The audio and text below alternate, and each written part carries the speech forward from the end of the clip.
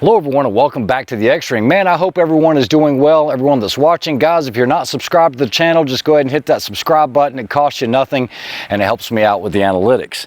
But guys, what we're going to do today is we're going to take a look at the new line of Seekins Precision rifles, specifically the NRL PH3.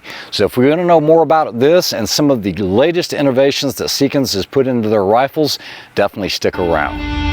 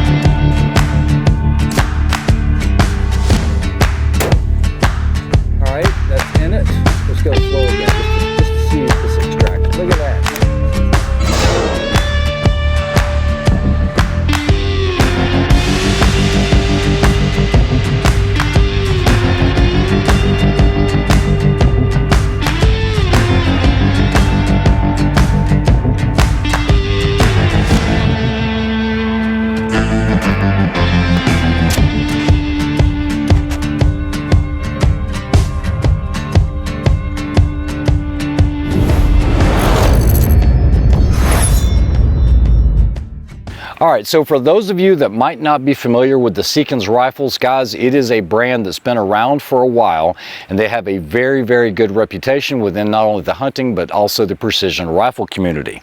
They also have a great following on their gas guns, their AR-10s specifically, and they make some awesome rifles. However, I've only reviewed one other Seekins rifle on the channel, and that was last fall, and I had the PH2, which is the predecessor to this rifle. Now, since then, all of the PH2s in that model has been discontinued because they essentially rewrote the book on what a bolt action should be. Guys, I've actually had this for a few weeks. This is something that I reached out specifically to Seekins Precision about. I actually went and met them at SHOT Show, got to talk to Maddie, and they said, hey, it's going to be in really high demand. We'll get you one when we can get you one. So I did reach out to them, not vice versa, and I'm not being paid to do this review.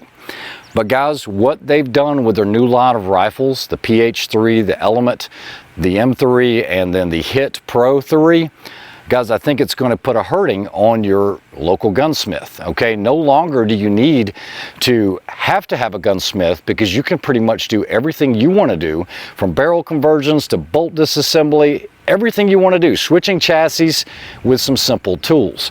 So what we're going to do is we're going to take a look at this PH3 NRL. Guys, this is out of the box, specifically designed for NRL Hunter competition. However, you don't have to use it for that. Just as a lightweight hunting rifle, this thing is phenomenal. So when the rifle ships to you, cost of the rifle is about $2,300. but it comes with everything you need. So on the back side, you have this generous butt pad. You can get it in, it's a short action, which is going to be in 6mm Creedmoor, 6.5 Creedmoor, or 6.5 PRC. So 3 offerings in the short action for the NRL, the PH3 Hunter. Now, moving forwards on this stock, guys, this stock is a carbon composite, and these are all hand painted. This was the limited edition. This is the Glacier Shadow, and man, I just think it looks beautiful. While you guys might say it's not the best for hunting because of the camouflage, I think it looks outstanding for what they were trying to do with it, and that's for the NRL Hunter competition. You'll also notice some really good texturing here, not only on the palm swell, it actually fills the void up pretty well in the hands, but also on the fore end. It has great texturing, something that I like. I do not like slick chassis, especially when it's raining or anything like that. So this stock is really done up right. Now, continuing forwards, one of the biggest things is a cheek riser, okay? In order for a rifle to fit you perfectly and for you to get your best shots, you really want a cheek riser so that you can get your head, you can get your eye perfectly concentric within the center of that scope. However, most of your hunting rifles don't have a cheek pad. And the reason is it does add weight. Guys, there's no free lunch. When you want additional parts and you have additional hardware, it is going to make the weight go up. So with this right here, it has a toolless design. You can literally place a bullet into the end of this, press on it, and it is a cheek riser. One of the biggest advancements that I've seen on this is this new action. So what they've done is they've designed the action to be able to accommodate the higher pressure rounds. It is a 60-degree bolt lift that, guys, even after you fire this, you know, because a lot of times it's going to be cock on lifting. Sometimes you can do it cock on going down, but for most of your rifles, that 60 degree keeps it so that it doesn't get in the way of the optic instead of having that full throw of the 90. But guys, I've just fired it, dry fired it. I want you to look how easy this bolt lift is. Index finger, just smooth action. And this does ship with a Trigger Tech diamond. So you can adjust that from 4 ounces all the way up to about 2 pounds. But guys, this action is just like butter. On this bolt, you can see where they've lightened it out, but it's also an interchangeable bolt face. You can disassemble it with your hand out in the field, no problem at all. There's a detent on top. I can press that, rotate this forwards, cap comes off. Once that rear cap comes off, then what I'm going to do is I'm going to take the firing pin. There's a detent. I'm just going to slide it to that detent, and then what I'm going to do is I'm going to pull the bolt knob out. Once I do that, that releases the firing pin from being able to come out. It's that quick, guys. Now at this point, I can take the bolt knob out. So just think about the implications of what you can do as far as customizing bolt knobs with regards to length and size. And then on the end here, you actually have the interchangeable 3-lug bolt face. It is super simple to put back together. It is super simple to service. And I am going to commend the guys at Seekins Precision for coming out with this design. Those guys are really innovative. And I've told you guys before, competition drives innovation. Magazine release on the bottom. It's inside of the trigger well, and it does ship with one 5-round carbon fiber magazine. Yeah, that's right. This thing weighs nothing. You guys can use AICS patterned mags or metal type mags into this. I haven't found any type of adjuster for it, but I've had no feed issues whatsoever. Coming on forward, you have a full length M-LOK rail. This wasn't like this on the PH2, but it works well because it's tied in with the trigger group area as well as the action. Now, it is not a Remington 700 based footprint. What you have in this underneath the chassis is you have a mini chassis system. It has flats on it. Flats are definitely easier to index than it is rounds. So what you'll do is you'll take out your front and rear action screw. The torque rating on those is actually going to be 55 inch-pounds once you put it back together. However, this does have the quick change barrels. Guys, all you need is a Torx 25. It's actually under the stock here. It's almost, it would be nice if they did a recess where you could just insert it, insert your tool kind of like you do with an Accuracy International, just unscrew it, and then you can unscrew this by hand. If you needed to know the torque rating on the barrel, on the reassembly, as long as your threads are clean and the face of the barrel is clean, you're looking at about 10 inch-pounds, just hand tight. You're gonna tighten it back up. This is gonna be retightened to 30 inch-pounds, and you are good to go. So this is why I'm saying the need for a custom gunsmith has kind of been negated. Guys, I priced my last hunting rifle that looked almost identical to this. It was with an AB Composites chassis, and it was a different action and all that. The price on that, the quote on it was $6,000. Another thing I want to mention is the detail in the action of where they've tried to save weight by scalloping out different areas so you just didn't have excess metal. This does have machined in bases. You do get 20 minutes of angle machined in, so if you don't want that, unfortunately that's what you get. It doesn't have an M16 style extractor. It actually has double ejectors. All right, that's in it. Let's go slow again just to see this extraction. Look at that, man, that's awesome. You can kind of pull it out slowly. You're still gonna get a good ejection of brass, and it's just super nice. This one does come with a 24-inch 416R stainless barrel. Has some really nice fluting on here, very similar to the PH2, if not identical.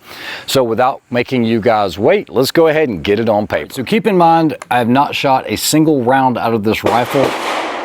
The very first thing I did was I completely decoppered, defouled the barrel because I know it had been used as a demo rifle. I don't know how it was broken in or anything like that. I have two types or grain weights of ammunition. I have the Hornady, the 6.5 Creedmoor. This is 147, and then we have 140. I have 2 boxes of each, and I've not shot a single round out of either of these. As a matter of fact, I actually bought the ammo because I didn't have any at the time. But I just bore sighted it with my eyeball, looking through here and making sure everything was somewhat concentric. I do have a camera going on downrange. I'm going to grab my ears and we're going to load up this carbon fiber magazine. So just keep in mind, after you completely decopper a barrel and strip it down to just bare stainless steel, it's going to take a little bit before your accuracy comes back, whether that's 3 shots or 10 shots, I don't know. So the first couple shots, and I don't want to get the barrel overheated because it is a thinner profile barrel. Typically, like NRL Hunter, you might go through 8 shots max in a stage. Hopefully you do better than that, get like 4 shots and get first round impacts, or 5, whatever the case is. So what we're going to do is we're going to go ahead and we'll just load up some 140s. We'll get it on paper first, and we'll see, hopefully the first round hits paper. It should. I do most of my bore sighting at 100 yards.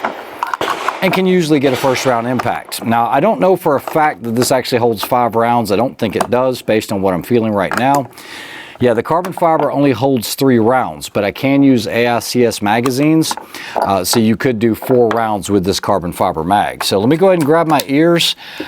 We will start off with that. All right, I haven't even zeroed my turrets out or anything else. I will give you guys a velocity reading. And we're shooting the Night Force 2.5 to 20, so. All right, that looks pretty level there. That feel was very, very smooth. Let's see how this break works. Here we go. First round holding dead center of the target. And my cheek riser's not right. Let me go ahead and put this back on. And we'll set it to here. Man, that makes it nice being toolless, okay? So now, yeah, I've got great view of it. So here we go. Recoil, very, very mild. You're going to see it at the bottom right on the diamond there. I think my mic's still on. So what I need to do is measure that. That is the first round out of the rifle. I hate to base anything off the first round, but typically rifles don't throw them that far. So we are 1 mil low. I need to come up 1 mil approximately, and we need to go left about 1 mil or so. So all right, so next shot should be pretty darn close to center, and then we'll do groups once it cools down. Here we go, second shot. All right, that's pretty darn close to center. What I'm going to do is I'm going to move this slowly, just see if the ejection is really good on it. Oh, look at that, just barely pulled it back. So the extractor, the ejector, man, they work great. So let's go ahead and follow it up one more round to see if we get close. Our velocities are running about 2632. 2632. Third shot. All right. I can't really see it, so that might be the same hole. So based on what I'm seeing, we are going to go 1 left. And I don't think I'm going to go up 1. So that's the first 3 shots out of the rifle. The first one was a sighter. Let's go ahead and check my test here. Can I just drop one in? And yeah, and I can close the bolt. Let's go ahead and follow this up with a 3rd round so we get a 3rd round group. And here we go. Remember, it's going to move.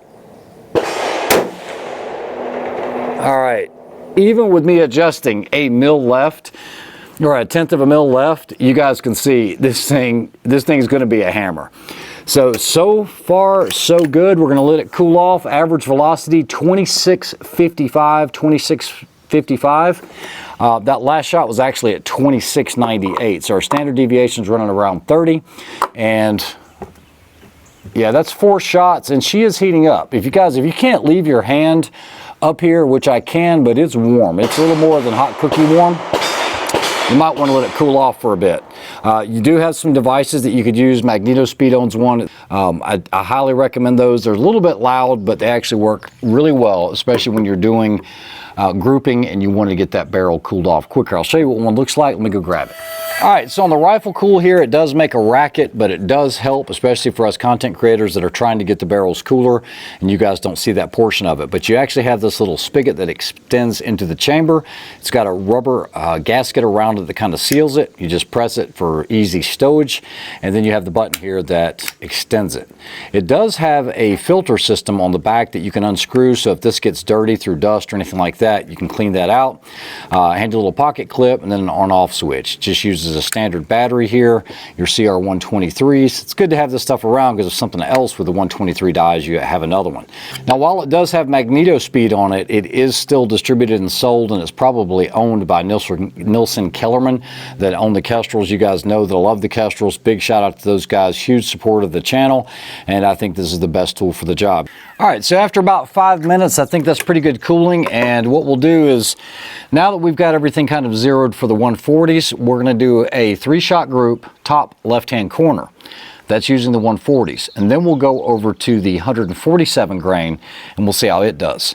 Guys, there's been 4 rounds to this rifle total, just like that. You guys can see them, and we will go ahead and do that 3-shot group now with the 140s. And guys, we are going to go for the top left diamond. Now that yellow diamond, guys, is actually a little smaller than 1 inch. So here we go. All right, that's in it. Let's go slow again, just to see this extraction. Look at that, man, that's awesome. Okay, we're still holding in that, so that's sub 3/4. All right, so definitely sub 3/4 minute with a 3-shot group. Normally I do 5-shot groups, but that is going to heat this barrel up too quickly because it is such a thin profile barrel. And like I said, guys, this is not my rifle, so I am going to try to take care of it. So what we're going to do is we're going to stop for just a minute. I'm going to cool the barrel off of again, and we will restart. All right, so after about 10 minutes of cooling, I think we're good enough now. So what we're going to do is we're going to load the 147 grain ELD match. I've not shot any other ones out of here, and we're going to go ahead and do a 3-shot group with it. Maybe we'll do 2. And remember, this is only going to be episode 1. For episode 2, I'm going to have everything from the Axis Works Enabler TI. I'm also going to have the Servos manufacturing the shark fin rail as well as the normal Arca rail, and there's a reason why you want to go with a different one. Now, Seekins actually makes one, but when you use it, what they've done is it's not a standardized M-lock. They've actually added a QD in the middle of that, and they've made provisions for it, but using some other type of rail like an Area 419 won't work because the pattern won't line up. So what Servos has done, Harrison over there, he's manufactured it so that you have a blank space there so that you can attach it. We'll also have a couple of other things. I'm hoping we'll use the AICS magazine. Then I've also reached out to Vortex. Never really done anything with Vortex, and it seems like a lot of guys are running the Vortex, the Razor, the LHT, the 4.5 to 22. So we'll try that. Maybe use some lighter weight rings, but we should still be able to stay under that 12-pound restriction without any issues. Like I said, right now, no issues whatsoever with the double pull. And while I know some guys do a triple pull, I don't know if it's absolutely necessary to have a $1,000 bipod for NRL Hunter. And like I said, guys, even for a standard hunting rifle, this thing's a tack driver. You guys can see that. Now, I don't know if it'll like the 147s. I've never shot them. So what we're going to do now is, I'm sure we'll have a POI shift just because we're using a heavier weight bullet. So here we go. We're going to go for the top right yellow diamond. Here we go. I figured it would be low.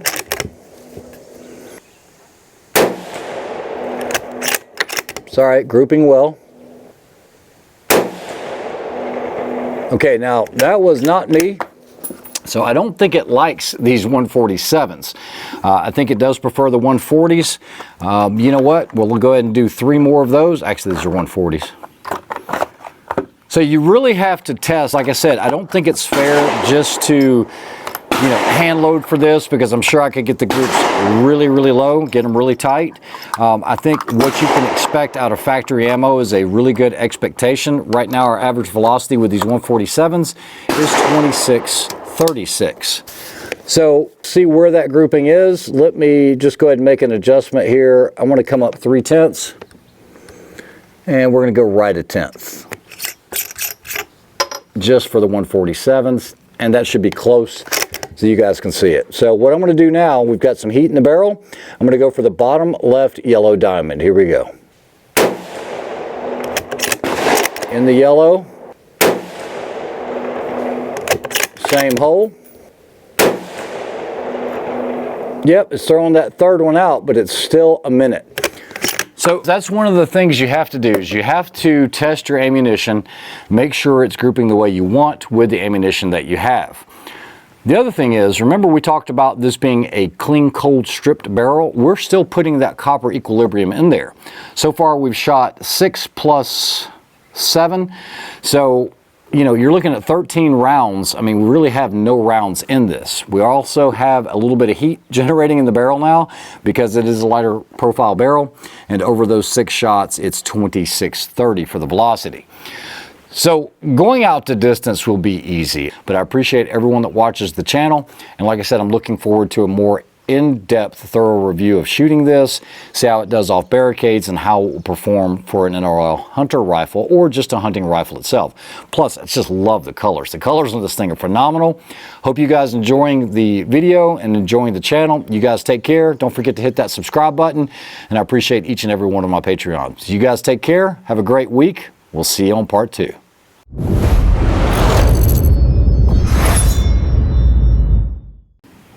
All right, so I don't consider myself superstitious by any stretch of the imagination, but I'm not ending on 13 rounds. So I'm going to take a 4th round, let's see, 140 grain.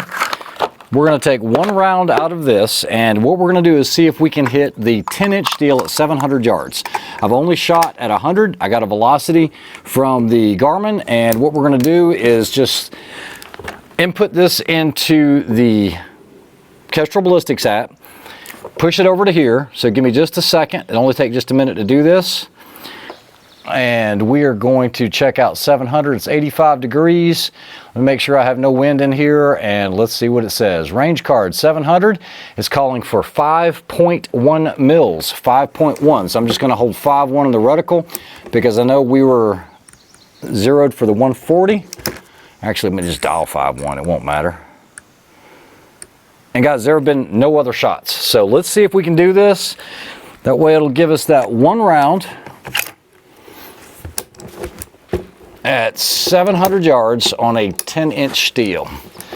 We do have a little bit of slope dope here, so it really measures out about 695 or something like that. So let's see if we can do this. If not, it'll be really close. Here we go. Favoring left edge just a little bit.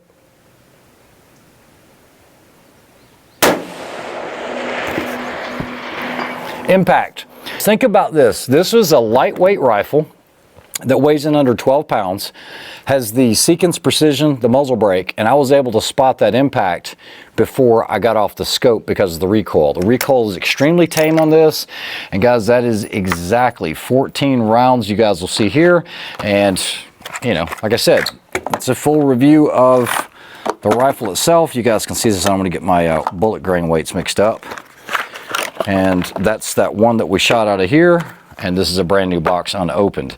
So that is a total of 14 rounds. You guys saw them all. So in the next review, it'll definitely have all the dolled up stuff to make it a competitive rifle for NRL Hunter. You guys take care. Have a good one.